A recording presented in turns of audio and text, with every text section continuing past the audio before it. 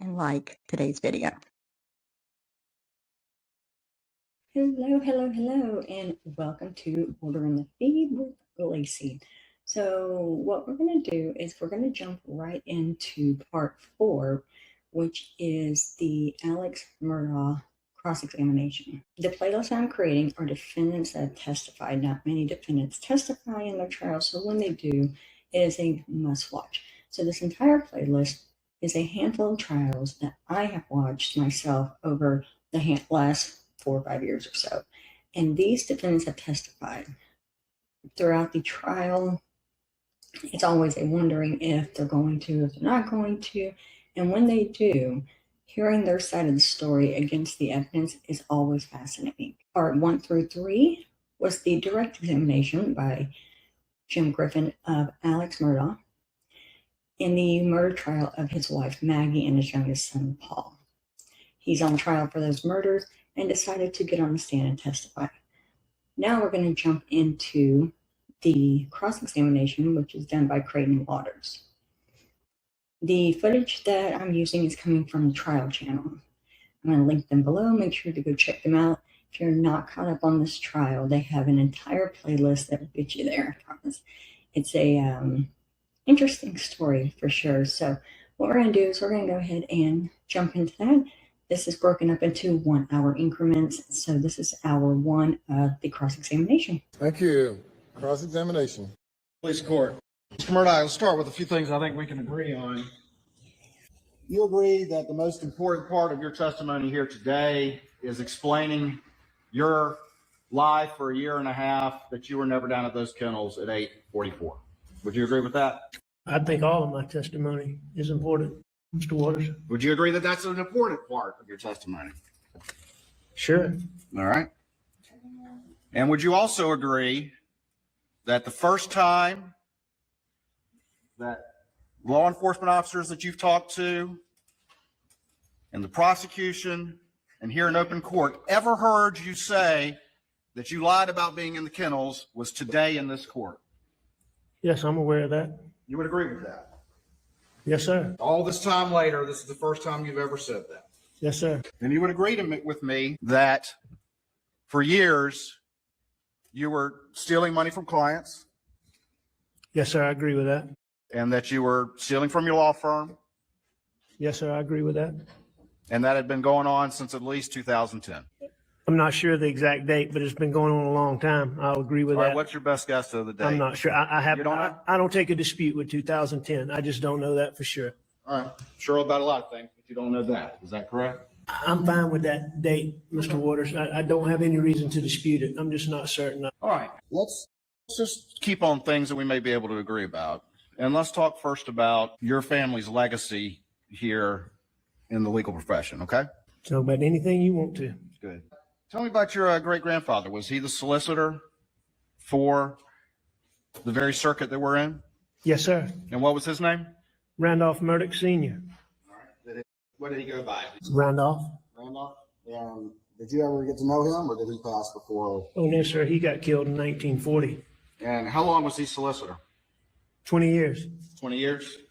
Yes, sir. And then your grandfather, who was that? Randolph Murdaugh Jr. All right. And did he go by, what did he go by? Buster. That's who Buster is named after. And was he solicitor? Yes, sir. He was the solicitor for 46 years. From 1940, he took over when my great-granddaddy got killed, and he served until 1986. He was the longest serving prosecutor in the country. And you knew him obviously well. He was your grandfather, correct? Oh, I knew him extremely well and loved him dearly. Idolized him, did you not? Yes. You know. So he was the chief prosecutor for all that time as well. Is that correct? I adjusted the speed to 1.25. Creighton Waters, which is the man you see on the screen here, he may get a little fast and we may have to put it back to normal speed, but we're going to try it at 1.25 speed. So let's go ahead and jump in. When my grandfather retired, because you weren't allowed to be solicitor after age 72, my dad took over, filled his unexpired term, and then he ran. And he became the chief prosecutor for this area right here as well? Yes, sir. And how long was he solicitor? From 1986 until 2006. till 2006. Yes, sir. I actually worked a case with him about a guy who killed a trooper. It's a fine man. Yes, And he an was. excellent lawyer. Yes, he was. And he was an excellent lawyer, right? Yes, sir. That's a big part of your family legacy and your heritage. It's so ingrained around here is that history of being the chief prosecutor and being part of the central part of the legal community. Is that correct? Did you agree with that? That my family's been a central part of the legal community. Yes, sir. I agree with that. And not only just a central part of the legal community, but the chief prosecutor for this area since 1910, I think, up until 2006, 1920, 1920. 2006, 1910 is when my great-grandfather started the law The firm. law firm. Yes, sir. All right, so 1920 to 2006. That's correct. An unbroken chain of being the chief prosecutor here, correct? That's correct.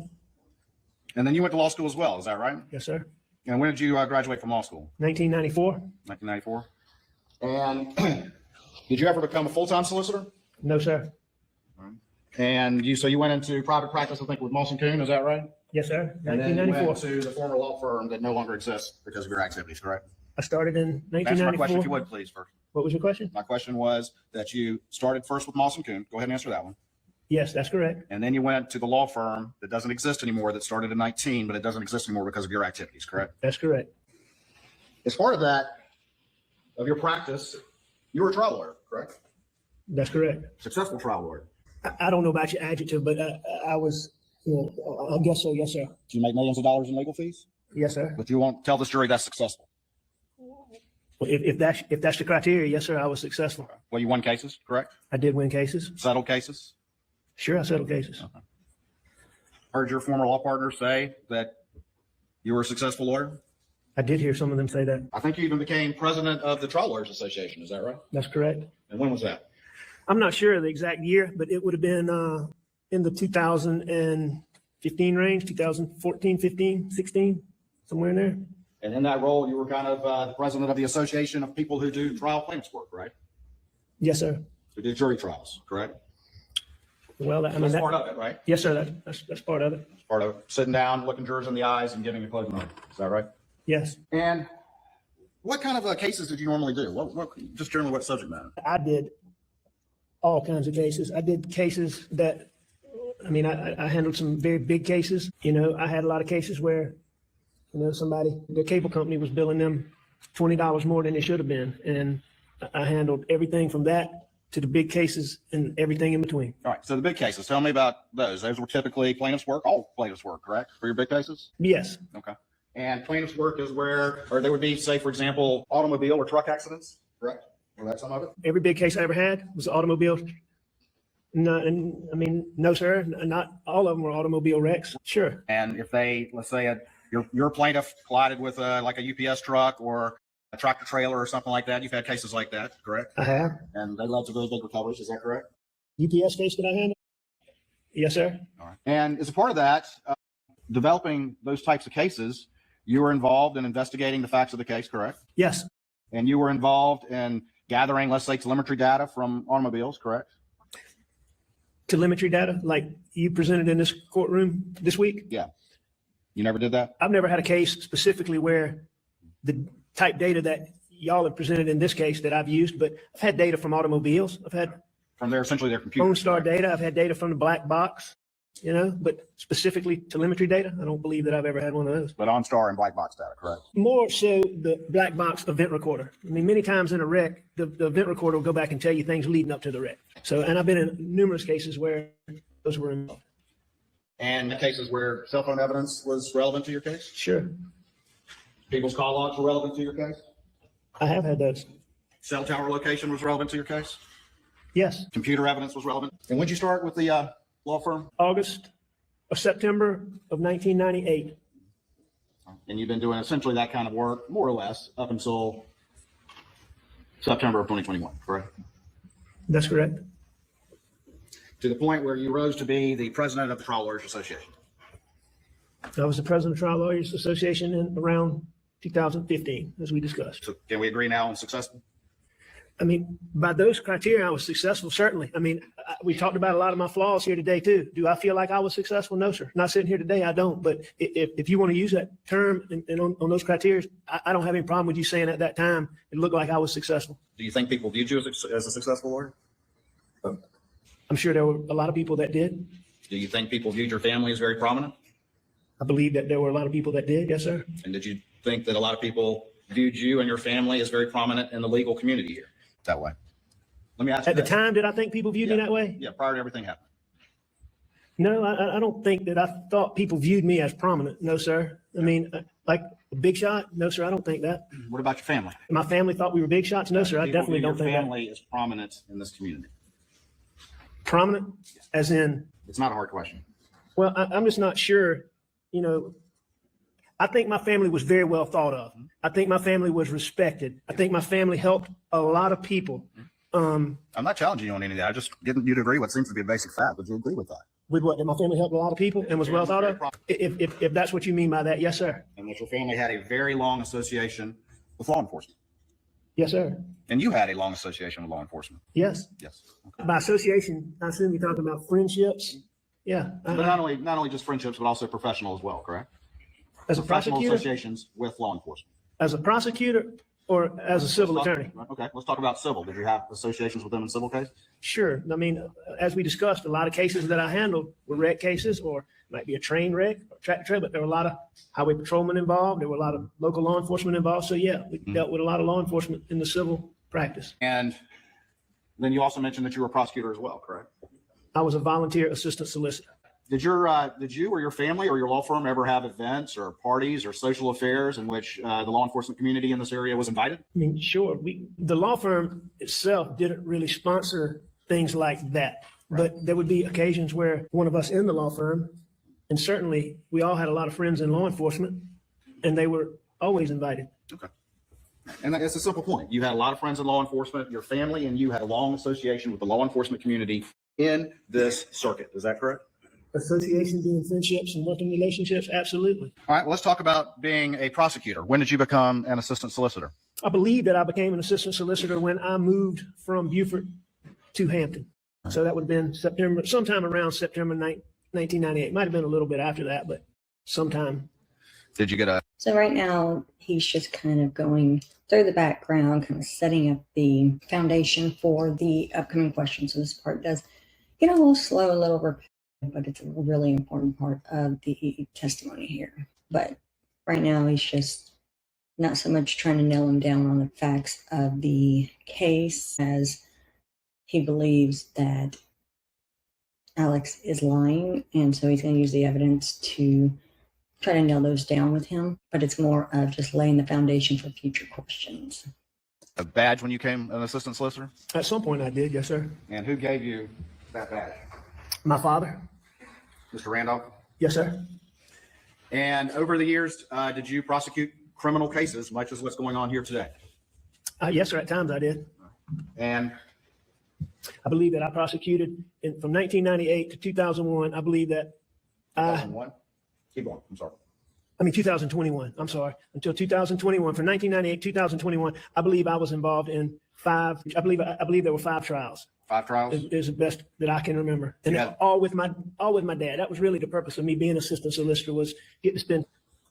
I had one badge, but when my granddad became an assistant solicitor for my dad, when my dad became the solicitor, he had an assistant solicitor's badge. Right. When he passed away, I had his badge, and that was at some point in time, you were asking somebody about 2 badges, and that was the other badge. I got you. You said you did 5 criminal jury trials as a prosecutor, correct? Assisted in those, or was doing them, yes, sir. I believe I was actually the lead lawyer in one of them. I helped my dad in the other 4. Still part of preparing the case? Yes, sir. Still part of gathering the evidence and putting it together for trial? In a criminal case, we didn't do much of the gathering of the evidence. We took what law enforcement had gathered, but But putting it together for the criminal trial, correct? yes, sir. Presenting evidence in court? Yes, sir. Giving jury argument? I did the closing argument in one of them. Yes, sir. Did you ever have any cases that you prosecuted that went short of a jury trial, either pled out or were dismissed for some reason? I'm sure that at some point between 1998 and 2021, that I took some plea, but as we sit here today, I can't specifically remember that. And I don't ever remember working a case up for trial that didn't go to trial. Got But it. I'm sure at some point in time, I was involved in some level on a guilty plea or guilty pleas. And you'd agree with me that the civil system and the criminal system have a lot of differences, correct? A lot of differences and a lot of similarities. And a lot of similarities, and that's where I was going next. So fundamentally, it's about analyzing the evidence, preparing for trial, presenting that case, and making your argument to the jury, correct? That's a big part of it. Would you agree with me that as cases go on, or as you are preparing for trial, that you analyze the evidence that's been gathered by law enforcement and present the evidence that that supports your case, correct? That's just part of it. Presenting evidence that you deem favorable for your position? Yeah, that you analyze the evidence and then you put in the evidence that supports your case. It's an ongoing process. Yeah, that's part of what you do. And same thing in the civil case, right? As you go along, you may have evidence, but you ultimately analyze that evidence, and some evidence makes the cut and some of it does not. Is that fair to say? As far as what you're trying to, I think we Simple agree on question. that. We would agree on that. I think so. I'm not exactly sure what your question is, but I think I understand it. I'm just asking you that as a lawyer, as you've been since 1994, is that right? That's correct. It's a simple question. You analyze the evidence that's been gathered, whether civil or criminal, and then present that in court. Is that correct? Yes, All that's right. part of And what that you is do. an ongoing process as you prepare for a case. Is that correct? An ongoing process as you prepare in criminal courts or civil courts? Either one. Well, I mean, but there's a distinction because in civil court, you have the deadlines. And so you aren't allowed to gather evidence during a trial or a week before trial. Or, you know, for instance, if this was a civil trial and we found that OnStar data during the third or fourth week of trial, you wouldn't be able to use it because you're past deadlines. But in a criminal case, you are able to use it. But you would agree that none of that was the fault of anyone on this side of the table, that GM initially responded they had nothing and then responded all of a sudden that they did.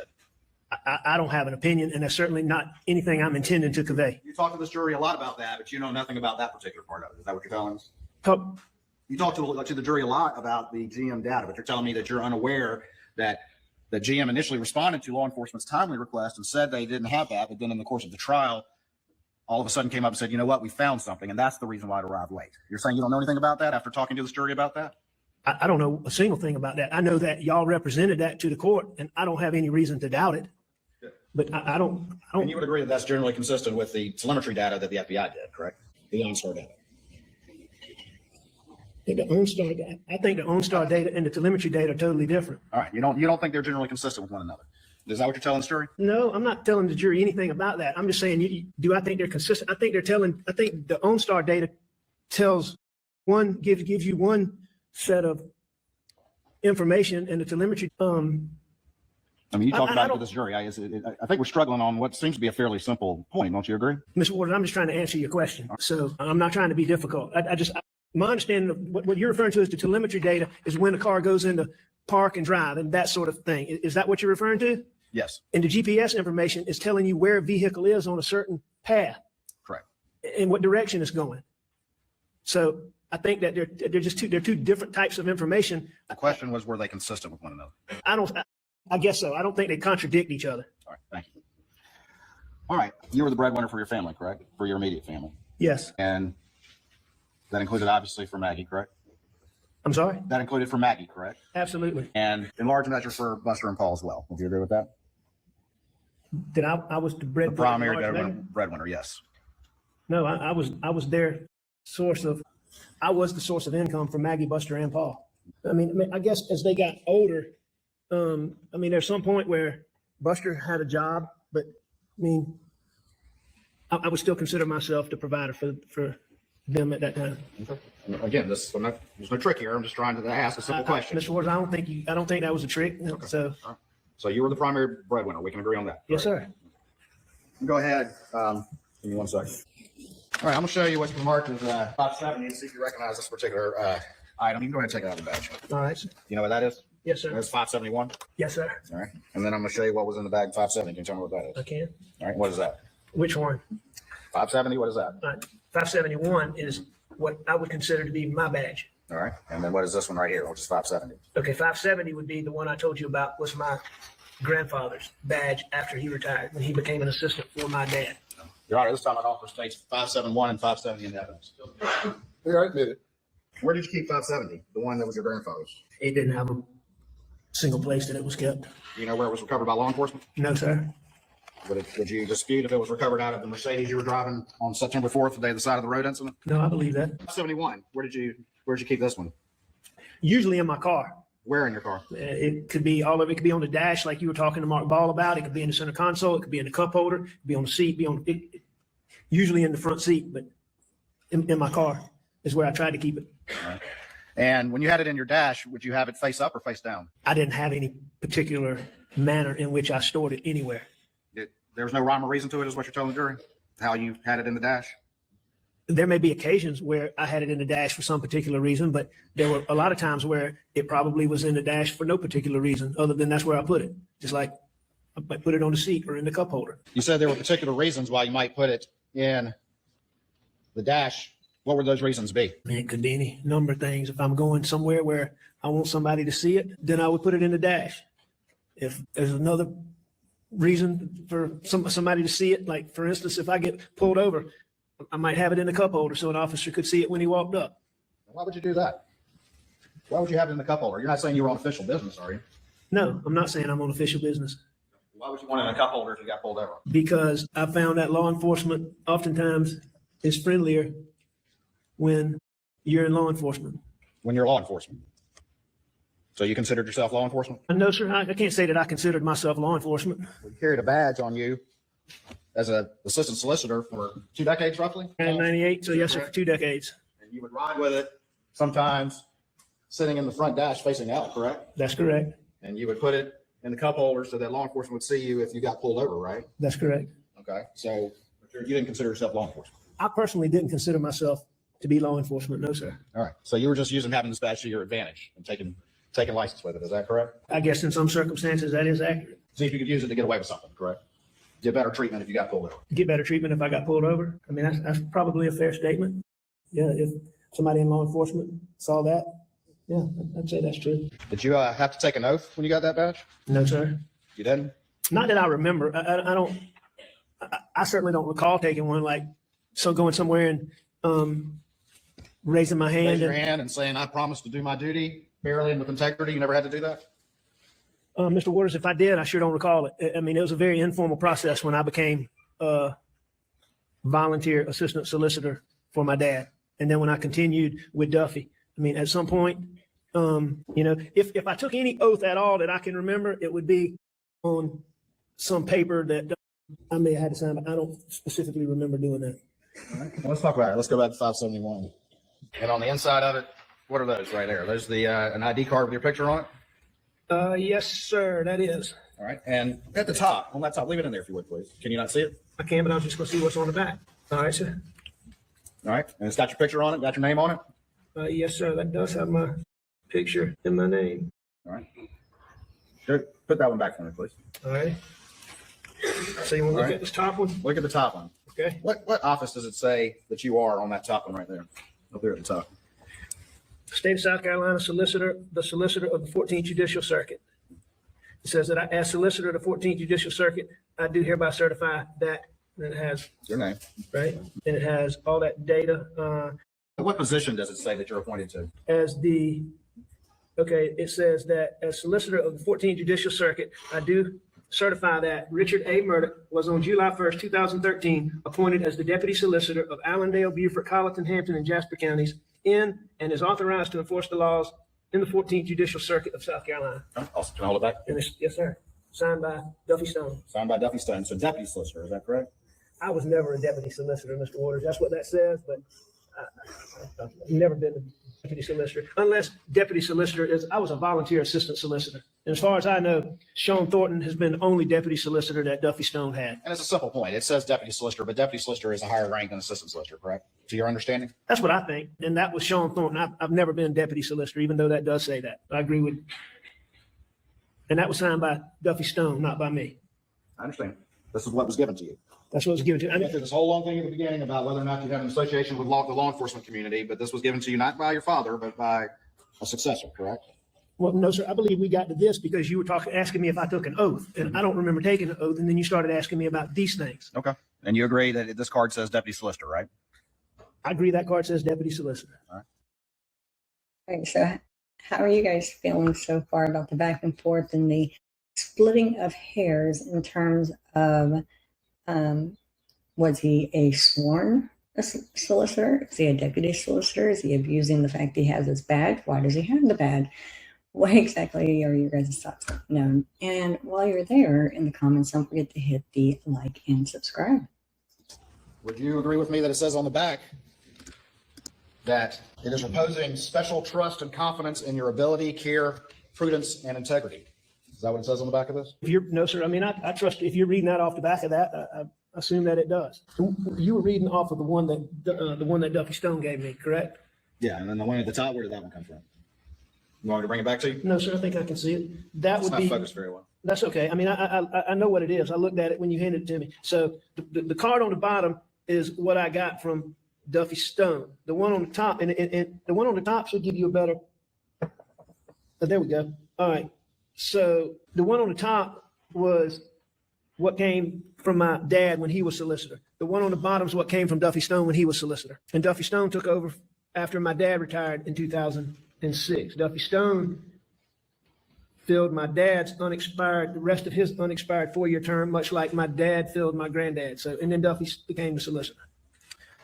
Did you ever have lights in your vehicle? In the particular vehicle? No, in any vehicle. Yes, sir, I did. Was that a government vehicle? No, sir, it was not. When did you have lights, like blue lights and stuff? Yes, sir, I had some blue lights. When did you have blue lights? Remember, you did 5 cases over 20 years, and you had blue lights in your vehicle, but it was your private vehicle, correct? Well, it was the vehicle that I drove. It was a law firm owned The vehicle. law firm's own vehicle. So how'd you get blue lights in there? I had them installed. And who installed them? I believe that Eddie Gibson installed them. And who was that? He's the guy who apparently does blue light work for most of the sheriff's departments in the 14th Circuit and a lot of the police departments. And did you? So is it an abuse of power that he had blue lights installed in his car, his firm vehicle? But is that on him or is that on the police department or whoever approved for those lights to be installed? Because he didn't just take it to a third party to get them installed. He got them installed by the guy that does the installation for all police vehicles. So, you know, are we going that he's morally wrong for doing it, knowing that he is not a solicitor full time and has no reason to have those? I don't know if solicitors even have those. Or is he not really to fault when it comes to having the license installed because they said he could, so who is he to argue? It's kind of an interesting point there to think on. When did you have that installed? Do you recall? Was it one vehicle or more than one vehicle? Let's start with that. I believe I had blue lights in one vehicle. And when did you have that installed, do you think? I'm not sure. It would have been 5 years, 10 years? no. Here I can give you a time frame. Okay. The vehicle that I was in on that got taken in on June the 7th. I got that vehicle sometime around late December or January. So I had it for 6 months. I would have had the previous vehicle for 5 years. That's how long we kept vehicles in the law firm. So I would have had it for 5 years.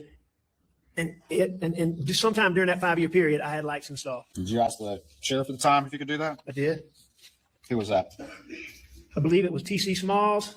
And I believe in Colleton, it was Andy Strickland. In Colleton, it was Andy Strickland? And I believe in Allendale, it was Tom Carter. Were you friends with Andy Strickland?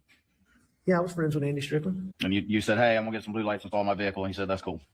Or words to that effect. I mean, that doesn't sound like the words that he would have used or I would have used, but I certainly asked him, and he certainly said it was okay. It was okay. All right. Along with Sheriff Smalls and I believe Sheriff Carter. I'm not positive about Sheriff Carter, but I believe so. I'm going to show you just real quick what's been marked as States 507.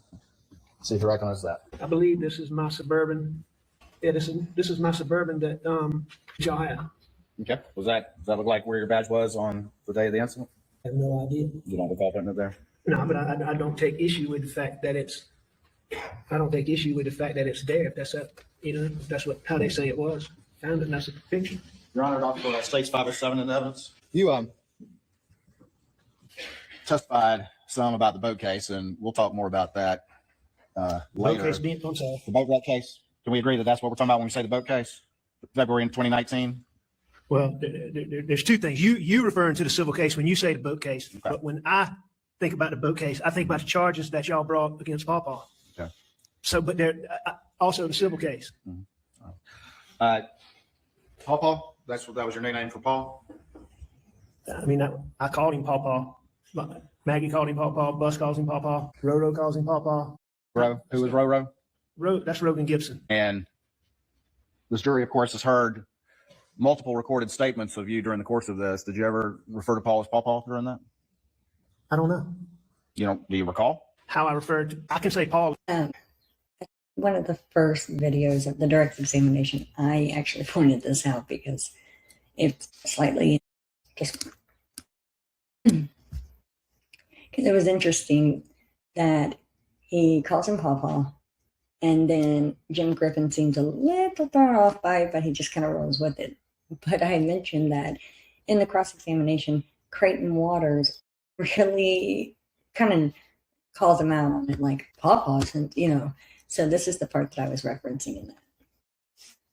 If you prefer that. No, you can call him whatever you want. I'm just asking you if you ever called him that during the course of that entire investigation. Or is that also the first time today, at least publicly? Is today the first time I've called my son Paw? No, sir, that is not correct. Have you ever called him that on all the recorded statements that this jury has heard? I don't know. You ever called Rogan Roro? I all called the him recorded Rogan statements. all the time. And the recorded statements, did you ever call him that? I don't know. I mean, I called him Rogan also, so I don't know. But I'm happy to call him Rogan, and I'm happy to call Paw. All right. Well, let's talk about, and I'll be specific with the boat wreck criminal case and the boat wreck civil case. Okay. Is that fair? Yes, sir. My honest opinion on this one is I don't understand what the big deal was that he called him Paw, even if he had never heard him call him Paw before. Creighton is referring to like past interviews and different things like that. And to be honest, I don't know why it seemed like a big deal enough for him to call him out on it, other than just to call him out on it, because Creighton Waters wasn't a friend of his, so he doesn't know what he did in the previous years from birth through this incident. So it's interesting that he felt the need to spend the time to call him out on that, but he did call him out on that, and it really seemed to bother him. I don't know, maybe it's because Creighton Waters thought that it will help kind of prove he's lying, maybe. Not real sure what his thought process was there, but it's just an interesting exchange, I guess you could say. We've talked a little bit about your badge. Did you have your badge with you on the night of the boat wreck? On the night of the boat wreck, did I have it with me? Yeah. When? Did you go to the hospital that night? I did go to the hospital that night. Did you have it with you then? I don't know, but I don't believe so. But I really You don't don't know. believe so? But When you went to the hospital on the night of the boat wreck, were you acting in any official capacity? the night of when I went to the hospital, was I acting in an official capacity? Yes. No, sir. I'll show you what's been marked as States 569. And do you recognize the person on the right in that image? No, sir. You don't recognize that? I don't recognize him. No, I'm asking about that. Oh, me? Is that you? Yeah, it looks like me. All right. What's hanging out of your pocket in plain view? Looks like a badge. You didn't recall that until I just showed you that picture? No, sir, I did not. Your Honor, it offers States 569 in the evidence. Okay. That's you in the white shirt, is that right? Yes, sir, it is. And this is the badge hanging out your pocket? You remember which, is that correct? Looks to be, yes, sir. Which badge is that? Which one of the two, do you remember? Nah, you can't tell from here. Okay. And why'd you have it hanging out of your pocket like that? I don't remember having that. No, I don't know. You don't remember that? I don't remember that. No, sir. Did you generally walk around with your badge hanging out of your pocket? Generally speaking, no, sir, I did not. Or only when you wanted some advantage from it? That was technically speculation on Creighton's part.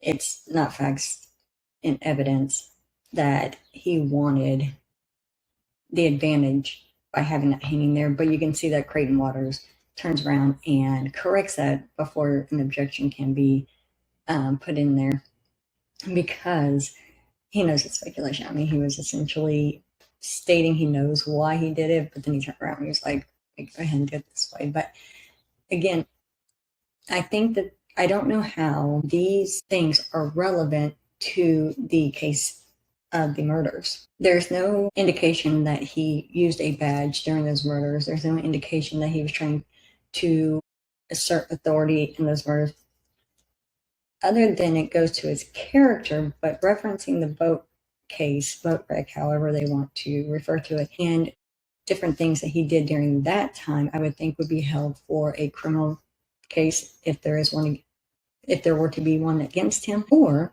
in the case of the civil case. But spending so much time on this is more of a, feels like stick it to him, than it is a relevance to why we're here. in this trial could have probably been cut down by at least a week, if not more. And this cross-examination could have probably been cut down a lot shorter had things like this not taken up time, like him calling his son Pawpaw or going back and forth on the badge. None of these things were relevant, like were in place at the time of the murders. During the investigation of the murders, these are all things that were prior to. So that's my thought on that. Did I hang it out in my pocket when I wanted an advantage? Yes. I may have. I certainly may have. All right. What advantage did you want When? then? I don't even recall this, Mr. Waters, but if I was wanting some advantage, as you say it, I guess, and I don't remember this, but I guess I would want, as I said, a badge has a warming effect with other. He is now going along with the speculation. This is all a hypothetical. He clearly stated that he did not recall this happening. He sees the picture. He sees it there. He can't even tell which badge it is. Okay. So now he's stating, if that were the case, I possibly could. The reason why I would have, he doesn't have a definitive answer because he doesn't recall it. So now they're both playing the what if, the possibility, maybe it could be game. And I think that's a little ridiculous, but For law enforcement. And so if I was seeking any advantage, as you say, then I guess that would be what it was. Did you ever want to be the solicitor? Now, there was a time period where I did. Did you ever want to be the solicitor? Yeah, The there elected solicitor? was a time period when I absolutely did. When was that? Prior to my dad retiring. Prior to 2006? Yes, sir. How long did you explore that? I mean, I wanted to be a solicitor for a long time. But, at the time when my dad retired, I was already struggling with pills and I knew I couldn't do it. In 2006? Yes, sir. And we'll talk more about the pills in a bit, but you say you were already struggling with pills in 2006, correct? That's correct. But over that next 15 years, you still were able to maintain a lucrative law practice. Would you agree with that? Yes, sir. And you've already testified that all your law partners had no idea of this pill problem that you had all that time, correct? I'm testifying that I believe, in fact, I'm certain that none of my partners knew I had an addiction. That night of the boat wreck, you say you don't remember putting your badge out, correct? No, I don't remember. I don't even remember having my badge. Do you remember going around talking to the kids? The other kids that were on the boat? Yeah, I talked to some of them. You remember going to do that? Yes. And was your badge hanging out when you did that as well? I wouldn't think so, Mr. Waters, but like I say, I don't think so. Right.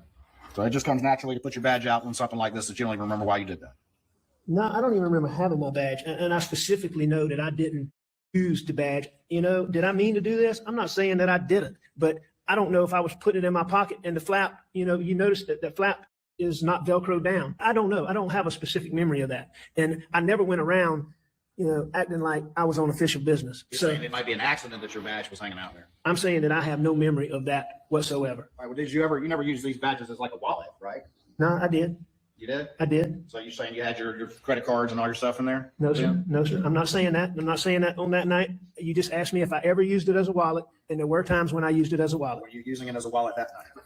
I don't remember, but I don't think so. I didn't use it as a wallet very often, and I didn't use it as a wallet for very long when I did use it as a wallet. So let's see if we can get back to what we agree on. So you would agree that you had to make a conscious decision to grab that badge and when you went into the hospital, correct? Would you agree with that? Yeah, at some point I had to make a conscious decision to pick it up.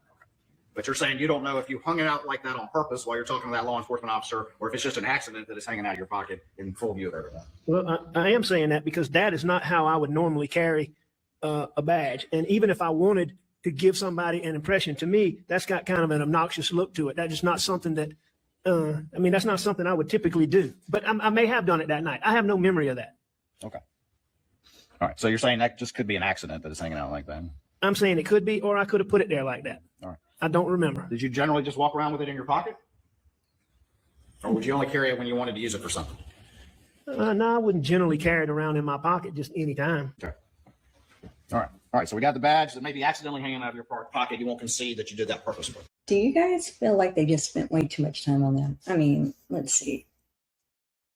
It's not arced here. I was going to see how long it was, but it was more than enough time. It absolutely did not need that much time over a badge. Back and forth. Did you use it as a wallet? Did you not use it as well?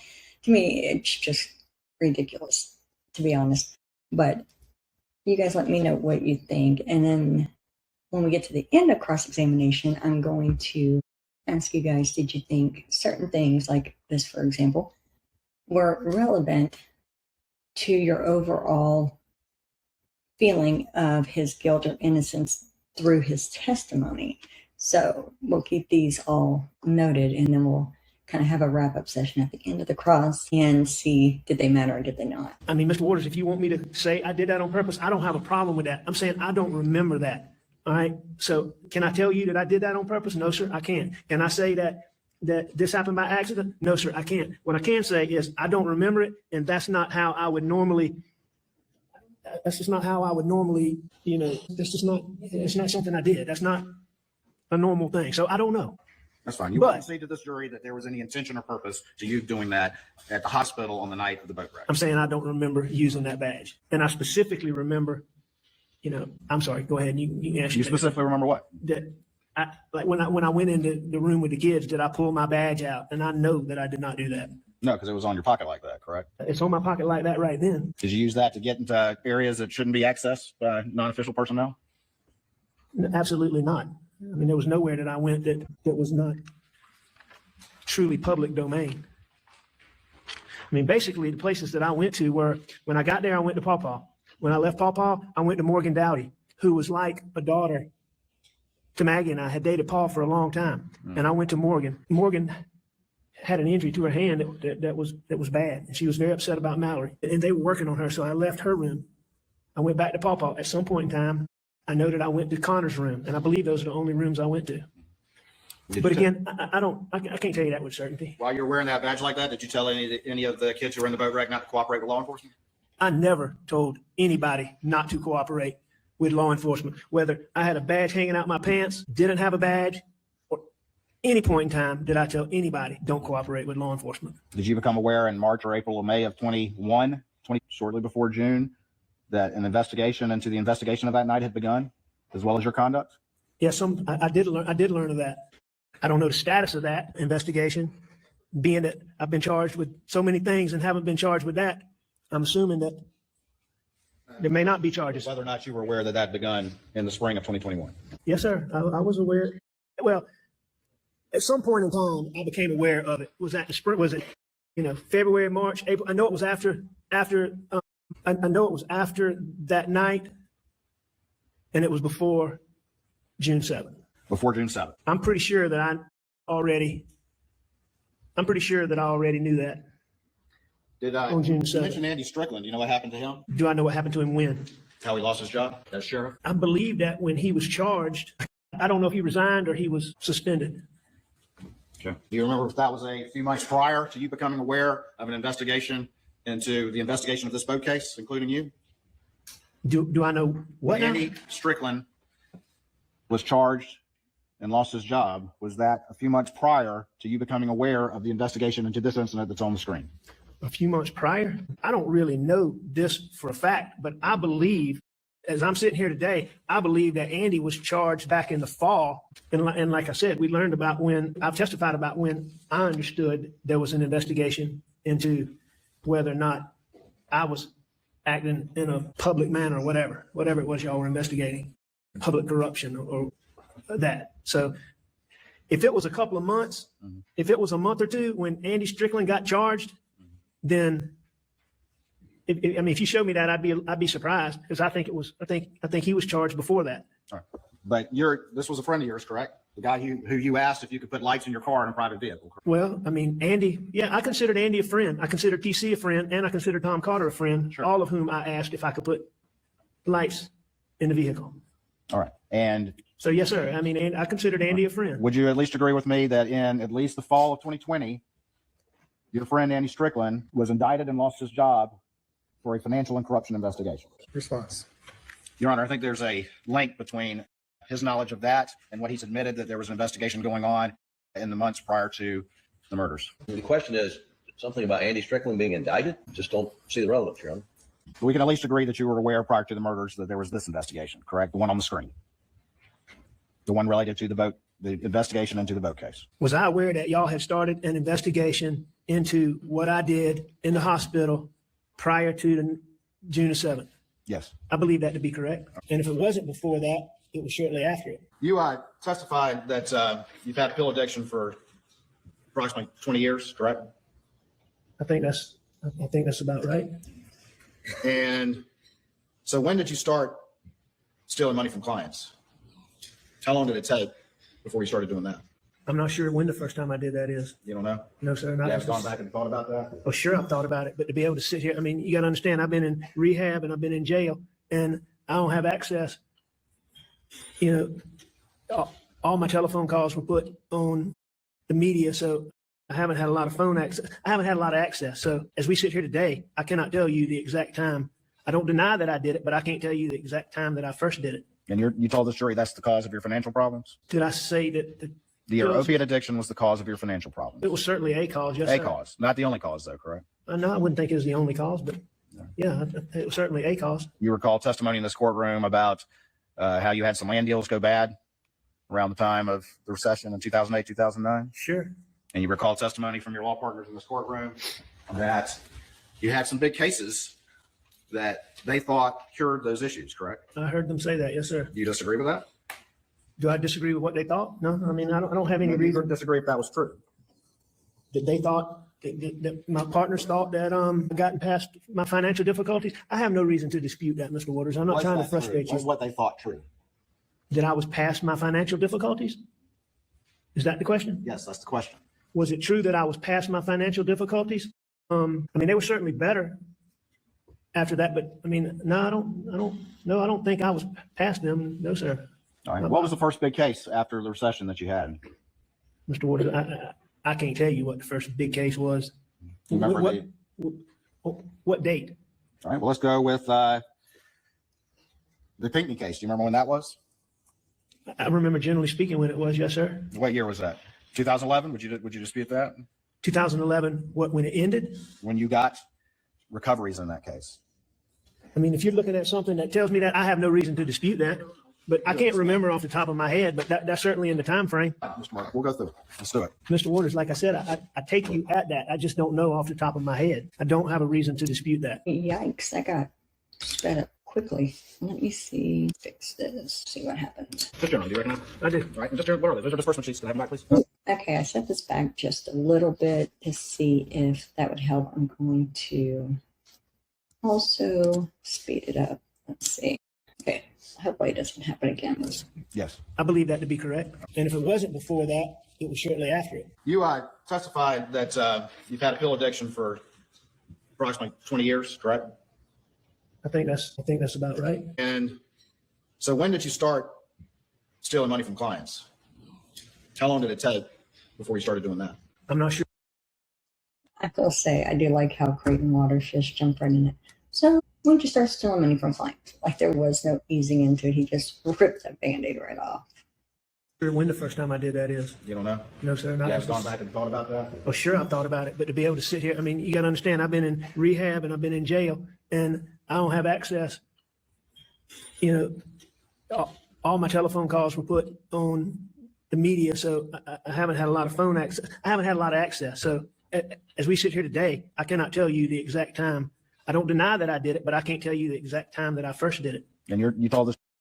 I will say I'm not sure what his phone calls and media access or whatever it is that he's saying has to do with remembering when he started stealing money from clients. That part, I think he's kind of all over the place there. Jury, that's the cause of your financial problems? Did I say that Your opiate addiction was the cause of your financial problems? it was certainly a cause? Yes, A sir. cause, not the only cause though, correct? No, I wouldn't think it was the only cause, but yeah, it was certainly a cause. You recall testimony in this courtroom about how you had some land deals go bad around the time of the recession in 2008, 2009? Sure.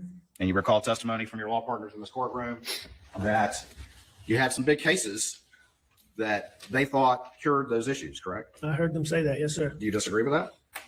Do I disagree with what they thought? No, I mean, I don't have any Maybe you reason could disagree if that was true. that they thought that my partners thought that I gotten past my financial difficulties. I have no reason to dispute that, Mr. Waters. I'm not trying to frustrate you. Was what they thought true? that I was past my financial difficulties? Is that the question? Yes, that's the question. Was it true that I was past my financial difficulties? I mean, they were certainly better after that, but I mean, no, I don't think I was past them. No, sir. All right. What was the first big case after the recession that you had? Mr. Waters, I can't tell you what the first big case was. You remember What date? All right. Well, let's go with the Pinckney case. Do you remember when that was? I remember generally speaking when it was, yes, sir. What year was that? 2011? Would you dispute that? 2011, when it ended? When you got recoveries in that case? I mean, if you're looking at something that tells me that, I have no reason to dispute that. But I can't remember off the top of my head, but that's certainly in the time frame. It's fine, Mr. Murdaugh. We'll go through. Let's do it. Mr. Waters, like I said, I take you at that. I just don't know off the top of my head. All right. I don't have a reason to dispute that. I did. All right. Mr. Murdaugh, those are the first ones. Okay, that does seem to be on the feed. So since we are doing these in hour increments, I'll go ahead and stop that there, get past that part, and restart part 2 for our next hour. But let's do a quick recap here. So we are watching the cross-examination of Alex Murdaugh in the murder trial of his wife and son, Paul. We are in the first hour of Creighton Waters questioning Alex about some different events that happened prior to the murders and during the murders. He hasn't quite gotten to the night of the murders. So right now where we're at is we are looking at some boat wreck, questioning him abusing a badge that he is not a solicitor for, yet he had one. We are looking at him calling Alex out for the nickname that he gave his son. Some of the things I find to be irrelevant. Now, the drug use part I find to be relevant because he states that he was on pills at night or had pills in his pocket the night of the murder. He says that he had a pill problem for years. He uses it to explain why he can't remember things or why he is sweating profusely or different things like that. So that part I find to be relevant. But the installation of the lights, blue lights in his vehicle, which were made by the local police or sheriff, not by a third party. So, okay, they were put in, but those weren't used on the night of the murder. So a lot of these questions I feel like is more Creighton calling him out, and it could be for character purposes, but this isn't a character examination. This is to ask him, did he or did he not murder his wife and son? Now, he has just ripped it up and asked if he stole money from his clients, and I think that testimony will be way longer than it needs to be, but I also know that that's why this case is on appeal for a new trial. So besides that, we haven't really gotten too much or any information or questions on the night of the murder. Where we are right now is asking him about things like badge, lights, the nickname of his son, and financial crimes is where we're headed. So I'm going to end at part 1 of the cross-examination here, get past this part where it kind of gets a little glitchy, and part 2 will start the second hour of his cross-examination. Down below, you will find the trial channel link where you can go over and check out the entire trial. You will also find the previous videos of the direct testimony and the upcoming cross-examination. And don't forget to like and subscribe. Post your questions below. At the end of the cross-examination, I have a handful of questions I'm going to ask, and you guys can put your replies in the comments of if you find certain information during this cross to be relevant. Until the next video, have a great day.